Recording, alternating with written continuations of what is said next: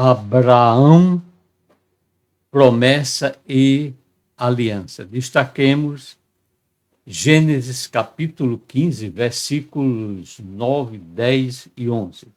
Numa conversa em visão de Deus com Abraão com Deus, o versículo 9 diz que respondeu-lhe, ou seja, Deus falando para Abrão, na época, Abrão, toma-me uma novilha, uma cabra e um cordeiro, cada qual de 3 anos, uma rolinha e um pombinho. Versículo 10.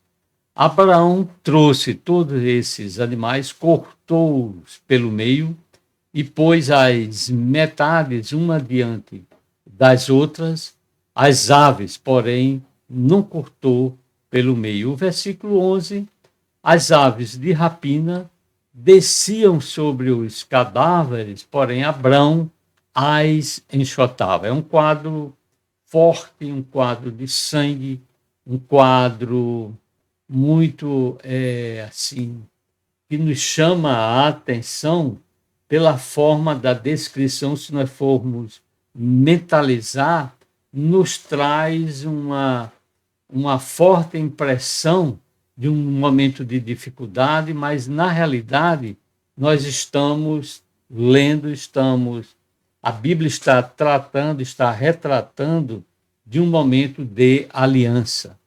Lendo Jeremias capítulo 34, versículos 18 e 19, poderia, num dado momento de duas pessoas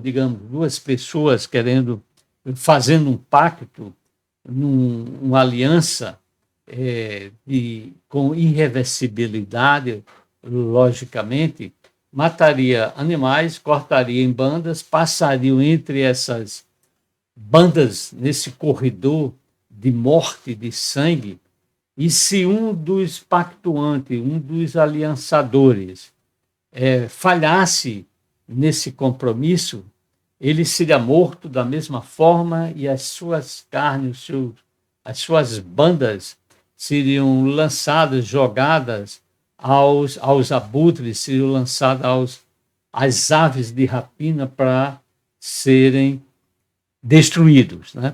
Para serem destruídos. Destaquemos Gênesis capítulo 15, o versículo 12, que diz: ao pôr do sol caiu profundo sono sobre Abrão, e grande pavor e cerradas trevas o acometeram. Então, a promessa que Deus tinha feito a Abraão de geração, de posse, de pai de nações, Abraão como pai dos judeus, como pai dos árabes, espiritualmente como o pai dos cristãos. Essa promessa, Deus estava transformando agora em uma aliança. Mas a promessa tão forte, apesar de Abraão assumir um compromisso de fidelidade, de dignidade de aliança, dignidade pactual. Mesmo assim, pela seriedade, pelo compromisso, ao pôr do sol caiu profundo sono sobre Abrão, e grande pavor e cerradas trevas o acometeram. Então, no momento de Deus passar, que o pacto, a aliança era entre Deus e Abraão e Deus, no momento dos dois passarem pelo corredor do compromisso e diante da morte dos animais, esse ato irreversível, Deus poupou Abraão. Deus fez Abraão, no caso Abraão, adormecer.